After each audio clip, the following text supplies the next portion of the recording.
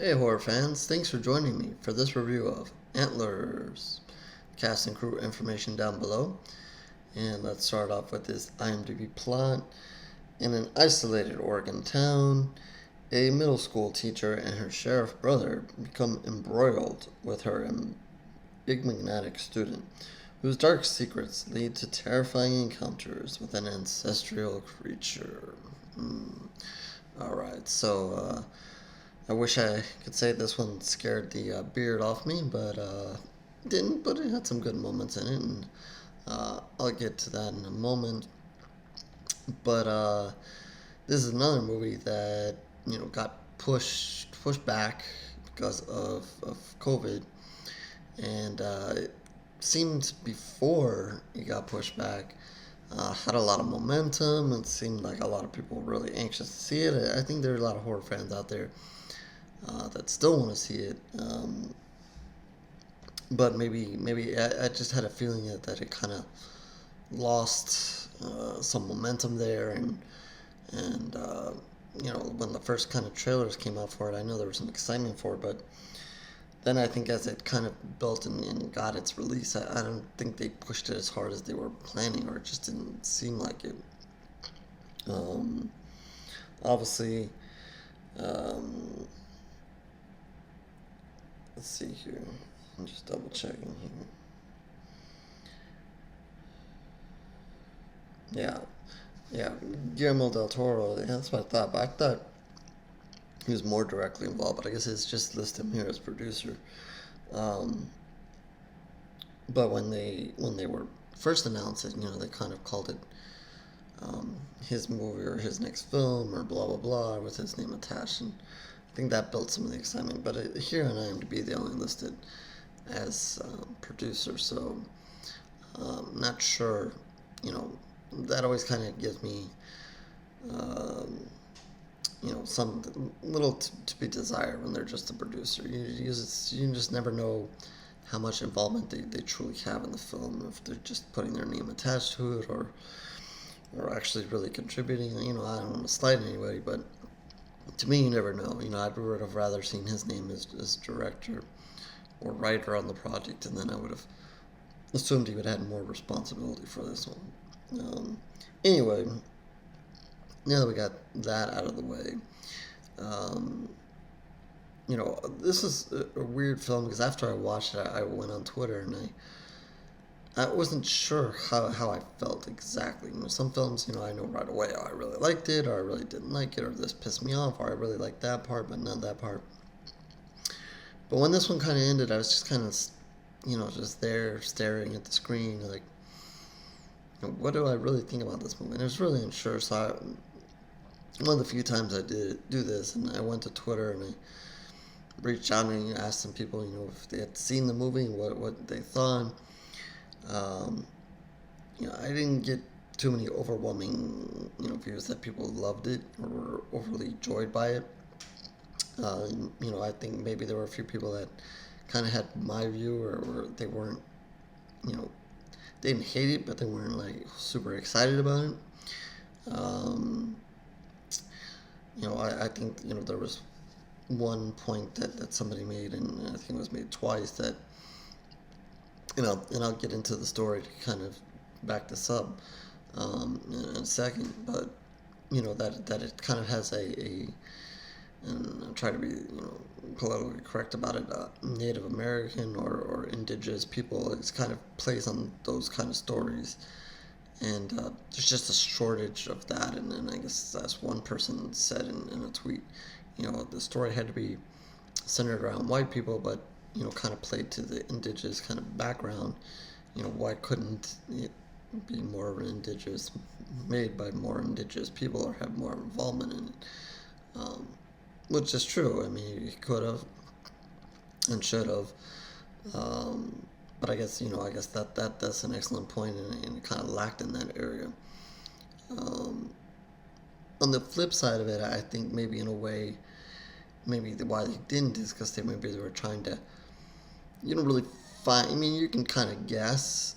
I didn't really try to guess. I kind of just let it happen.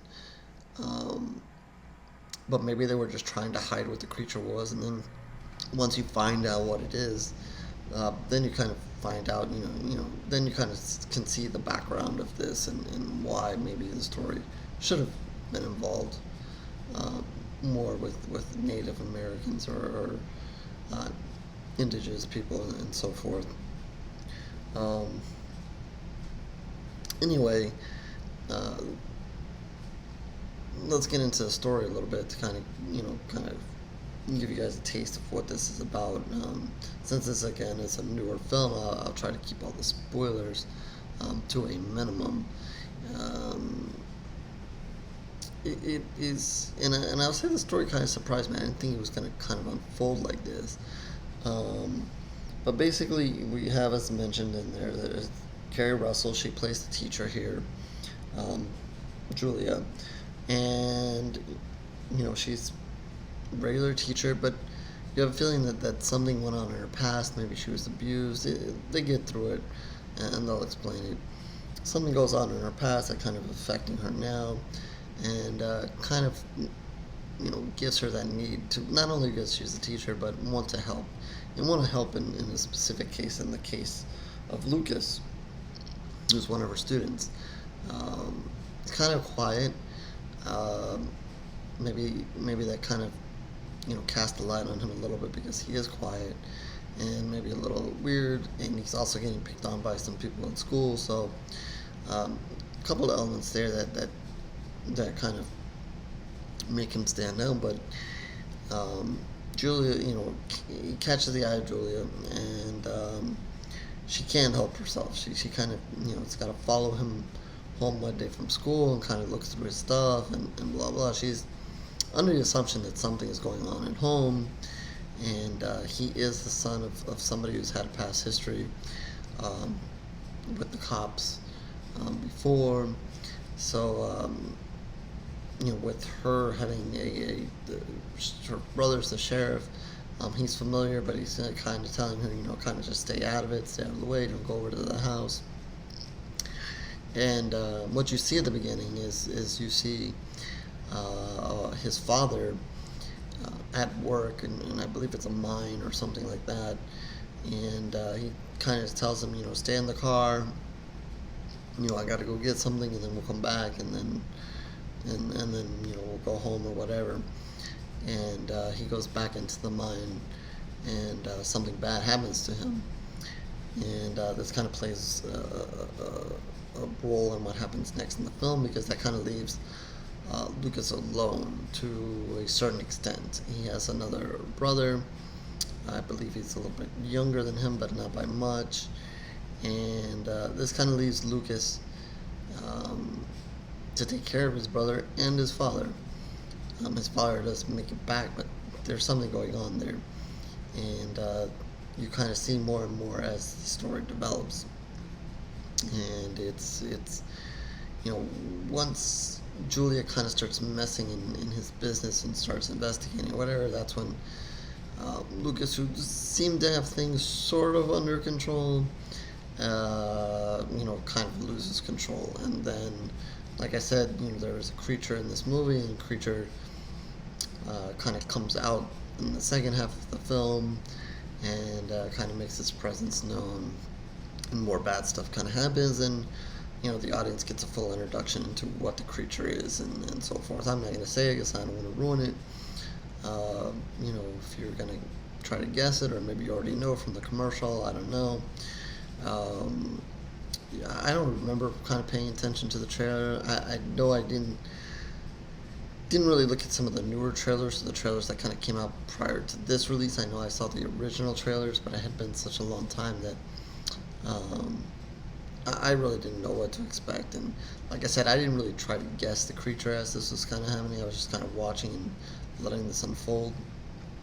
So I will say, they did a pretty good job. It looks pretty cool.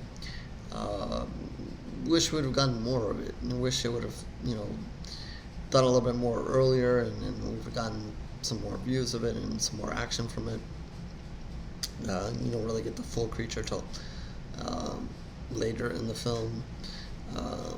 You do get some dark scenes and trying to be spoiler free here, but you do get some dark scenes and kind of see the evolution of the creature and how it comes to be, and some the story will kind of fill in some blanks as it goes. You'll kind of see it in the present tense, and then it'll kind of show you, kind of go backwards a little bit and show you how certain things happen. Like I said, you'll get to see a little bit of Julia's past, and then you'll get a little bit of filling in the gap between that beginning part where Lucas and his father, when his father went into the mine, between what happened between that time and then the current time that we're watching in the film. So there's stuff that happened in between there. So you'll get that filled in as the movie goes on. But yeah, I would have maybe rather seen more of what happened, more of the creature and what happens later in the film than maybe some of the development there. I don't know, just me. What's surprising about the film, and maybe why some people just didn't like it and didn't like it outright, or it didn't wow anybody, I'm not going to say that nobody liked it, is that it kind of takes a indirect way, or maybe a little bit directly, but in an indirect way, kind of a in-depth look at like abuse and this kid basically having to survive and survive on his own, survive for his brother, surviving away for his father, but things are, I don't want to say too much there, but it kind of really takes its time in the first half of the movie, showing you what Lucas is going through. You see him go on these long walks home. You see him scavenging for food, and just they really take their time in painting a very bleak picture for him, and then just what he goes through. It's kind of even surprising that he even bothers going to school. I'm not sure why he chooses to, but it kind of takes its time there and really kind of drills home that point where I would have rather them, okay, they did it, you kind of get the point, move on. Like I said, show more of the creature, let's kill some more people. You know how I am. But they really want to hammer home this point. And like I said, even Julia has a past and a past abuse, and you find out a little bit about that as the movie goes on. So, they're really kind of using, I think, in a way, the film as a way to talk about abuse or show, an abusive situation and her situation, obviously Lucas's situation, and just kind of hammer away at that, and as opposed to showing the stuff that we want to see in a horror movie. I think some of that needed to. I don't think that movie was overly long. It didn't feel like it. It's an hour and 39 minutes. Okay, I guess it is a little touch longer than usual. But yeah, I would have kind of cut down that and maybe just, I know they wanted to make a point of that. It seemed like they wanted to make a point of that, and I think they could have and just done it in a shorter way and got to it. I think maybe some people would have liked it more if it was that, and kind of dove more into the creature element of it. Like I mentioned a few minutes ago, I think once you find out what the creature is, and you can kind of see that Native Indian American or indigenous kind of history there. Maybe we could have had more of that earlier on in the film. Again, maybe they were trying to hide it a little bit and not make what the creature was so obvious. Once you kind of find that out, yeah, one of the tweets that I got said, Graham Greene is in the movie, and but he plays, like, you don't really see him play a huge role in the movie. I hate to say it. I mean, he's almost like the token, guy in this film used, just kind of fill that in that that that area there. But I don't know. It was just a good point that somebody on Twitter made. But the filmmakers, they had made their decisions and whatever they did. On the flip side of that, I've seen, and I think horror fans have seen, in maybe the last 2 or 3 years, several really good movies involving indigenous people, and movies made strictly by indigenous people, or a large cast of them.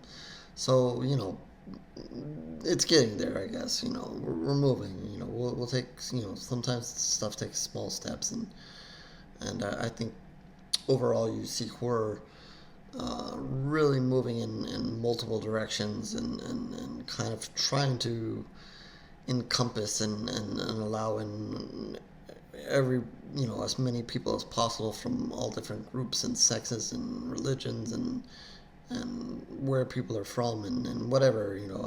I think we've really seen it in the last couple of years, and even pushing political points and stuff like that, and so forth. So it's tough to be too hard on them here, but yeah, I think a little bit more of that probably would have been needed and made it more of a balanced film and more of a fair film in a way, considering where it ends up and where it goes. But I'll let other people fight those battles. Anyway, I think to me the parts I enjoyed obviously were when the creature comes out at the end. But I simply wanted more of it. It was pretty cool looking. You want to see it. You want to see it in action. I think they did a pretty good job with the ending, and I don't want to say anything, but I guess where they left it. I had not a total shock, but I'll take it. And you're definitely gonna feel bad for Lucas, and they do a good job of doing that.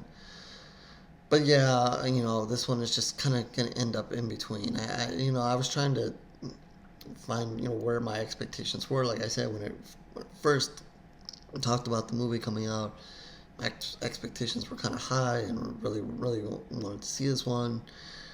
But then during the entire COVID and kind of losing track of it, and then when it kind of resurfaced, I just not as excited for it, or just I knew it was a movie that I wanted to see, but I just wasn't that excited for it. And I guess in the end, it just kind of fell in the middle. So with that, I'm gonna give it 2.5 pools of blood. The creature part I liked. A lot of how they got there, I thought should have been, kind of cut down, and it's not really what I wanted to see and what I was hoping to see or what I expected.